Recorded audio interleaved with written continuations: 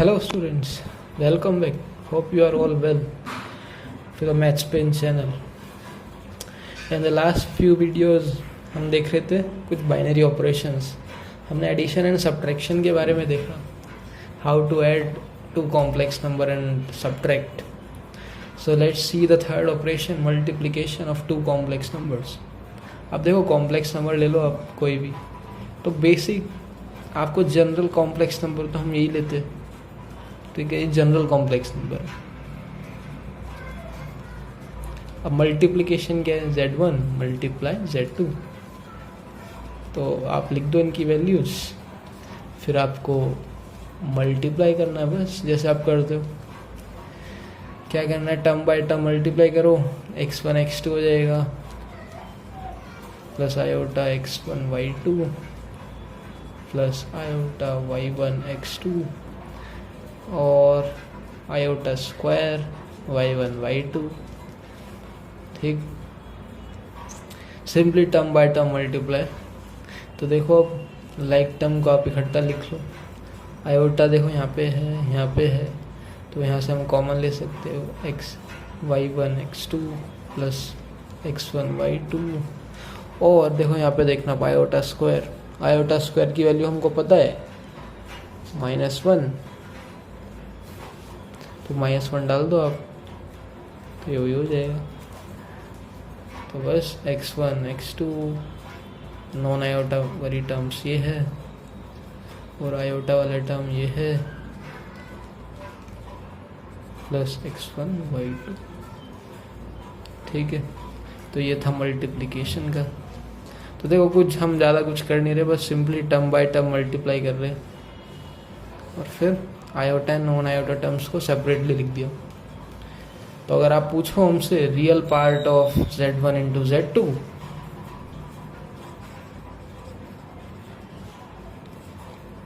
तो non iota term देखो ये है मेरी,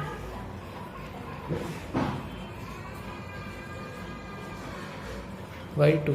एंड इमेजिनरी पार्ट अगर आप पूछो,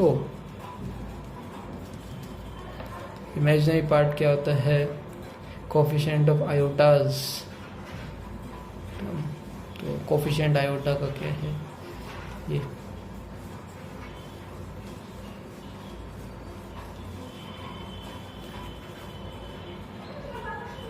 ठीक है. तो ये बेसिक्स था, मल्टीप्लिकेशन था हमारा, टर्म बाय टर्म मल्टीप्लिकेशन कर रहे हैं. और जो हमको वैल्यूज पता है आयोटा स्क्वायर, उसकी वैल्यू हमने डाल दी. देखो आयोटा की वैल्यू भी हमें पता है √-1, हम उसको नहीं लिख रहे बिकॉज वो इमेजिनरी पार्ट है हमारा, √-1. अब आयोटा स्क्वायर क्यों लिखा, वहाँ पे कोई हमारा √-1 नहीं, वो सिर्फ -1 है, दैट इज रियल वैल्यू, तो इसलिए हमने उसकी वैल्यू डाल दी. ठीक है. So let's move to the next operation, that is division. So division of complex numbers. So let's Z1 first complex number जो हम कर रहे हैं अभी तक, and Z2 x2 plus y2. और आपको पता है x1 and y1 x2 y2 ये सब हमारे रियल सेट से बिलोंग कर रहे हैं, belong to real set of real numbers. ठीक है, तो ये बात ध्यान रखनी है आपको. अब डिवीजन हमको करना है. देखो डिवीजन कैसे करोगे आप, ठीक है. तो जो हमारा डिवीजन करने का तरीका है कॉम्प्लेक्स नंबर्स को, वो हम क्या करते हैं, रैशनलाइजेशन करते हैं. रैशनलाइजेशन आपने सुना होगा, do rationalization.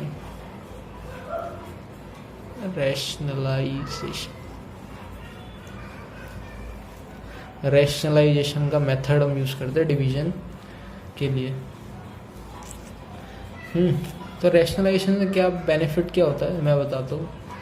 पहले रैशनलाइजेशन हम करते क्या है, जो हमारा डिनोमिनेटर होता है, डिनोमिनेटर हमारा क्या है ये, इसको मल्टीप्लाई करते हैं विद साइन चेंज, ऐसे है ना. सॉल्व करोगे तो मतलब हमने कुछ नहीं किया, न्यूमरेटर और डिनोमिनेटर में हमने x2 माइनस आयोटा y2 को मल्टीप्लाई किया।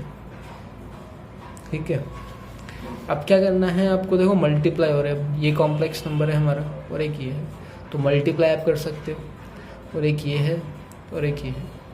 लेकिन जो डिनोमिनेटर है हमारा, वहाँ पे हमारी ध्यान से देखो आप, मान लो ये हमारा a है, ये पूरी टर्म b है, तो हमारी आइडेंटिटी होती है a प्लस बी, मल्टीप्लाई तो है, और ये क्या है a और ये b, बस बीच में क्या साइन चेंज है, माइनस a माइनस बी, इसका वैल्यू क्या होता है a square minus b square.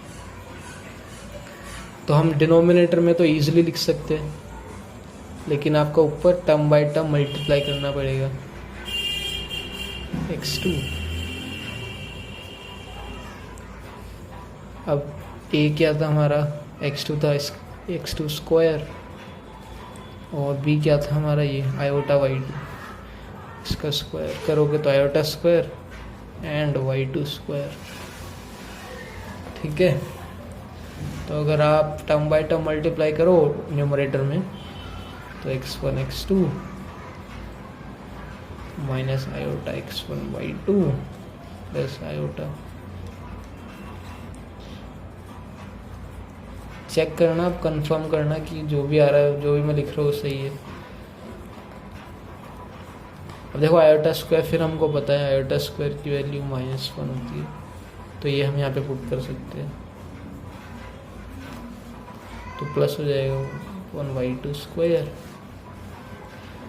ऐसे ही यहाँ पे आप पुट कर सकते हो, तो देखो -1 अगर पुट करोगे तो माइनस ऑलरेडी है, एक माइनस यहाँ पे आएगा, माइनस प्लस, तो फिर हम सॉरी ये multiply plus y1 y2 non iota terms, और ये आयोटा वाली टर्म,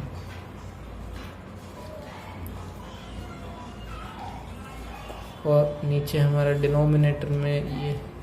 अब देखो आप डिनोमिनेटर को देखो तो वो पूरा रियल, मतलब यहाँ पे कोई हमारा आयोटा टर्म नहीं है, इमेजिनरी कंपोनेंट नहीं है, ये प्योरली रियल है। ठीक है,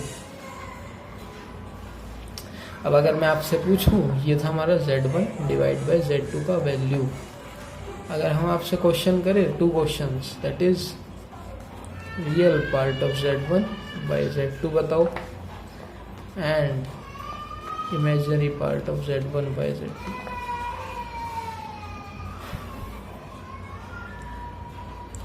तो हमने क्या कहा था, रियल पार्ट में नॉन आयोटा टर्म, तो ये पूरी नॉन आयोटा टर्म है, तो ये हमारा रियल पार्ट होगा। लेकिन अब फ्रैक्शन है हमारा, फ्रैक्शन, तो आपको फ्रैक्शन तो सेपरेट कर सकते हैं, सेम टर्म है नीचे हमारी, तो जो रियल पार्ट होगा वो ये upon x2 square plus y2 square ये होगा। ऐसे ही जो हमारा इमेजिनरी पार्ट है वो आयोटा कोफिशिएंट, और नीचे फ्रैक्शन भी है हमारा, तो x2 minus x1 y2 divide में x2 square plus y2 square. ठीक है, तो ये हमारे रियल एंड इमेजिनरी पार्ट आ गए। तो जो हमारी टेक्निक होती है डिवीजन में, वो रैशनलाइजेशन है। ये रैशनलाइजेशन, जो डिनोमिनेटर होता है उसको हम मल्टीप्लाई करते हैं अपर एंड ऊपर और नीचे विद सेम साइन चेंज करके, ये हमारी रैशनलाइजेशन होती है। जिससे इजी क्या होता है, जो हमारा डिनोमिनेटर होता है हमारी आइडेंटिटी बन जाती है ये वाली, और न्यूमरेटर में हम टर्म बाय टर्म मल्टीप्लाई कर लेते हैं ये, और फिर जब डिनोमिनेटर पूरा हमारा रियल में आ जाता है, कन्वर्ट हो जाता है। ठीक है, बस ऐसे हम डिवीजन कर लेते हैं। तो ये था division of complex numbers, how to divide two complex numbers, technique थी रैशनलाइजेशन, तो आप इसको ध्यान रखना। पर देखो एम क्या था हमारा, प्राइमरी एम अगर आप डिवीजन में बोलो, प्राइमरी एम क्या होता है डिवीजन में, हमें रिमूव करना होता है आयोटा डिनोमिनेटर में से। प्राइमरी एम हमारा जो होता है वो यही होता है, रिमूव करो आप आयोटा फ्रॉम द डिनोमिनेटर। तो वही हमने किया, ठीक है। अब देखो मैं अपोजिट भी कर सकता था, क्या मैं ऊपर वाले ऐसे में ऊपर वाले के साइन, ऊपर वाली जो न्यूमरेटर था उसको मैं कर सकता था ऐसे। देखो रैशनलाइज किया है मैंने, लेकिन विद रिस्पेक्ट टू न्यूमरेटर। अगर आप ऐसा करोगे तो जो डिनोमिनेटर है, डिनोमिनेटर में हमारी आयोटा टर्म रहेगी। देखना आप इसको सॉल्व करके, और अब डिनोमिनेटर में आपकी आयोटा टर्म रहेगी। अब आइडेंटिटी हमारी ऊपर बनेगी, ऊपर हमारी आयोटा टर्म निकल जाएगी, जैसे यहाँ पे बना था ये आयोटा टर्म हट गई थी, पर लेकिन नीचे आपका कुछ रहेगा आयोटा टर्म। तो एम जो रहता है primary aim in division of complex number, remove करो आप आयोटा फ्रॉम द डिनोमिनेटर। और उसके लिए यही जो फिलहाल जो टेक्निक मेरे को याद आ रही है वो यही है कि रैशनलाइज करो आप डिनोमिनेटर के रिस्पेक्ट में।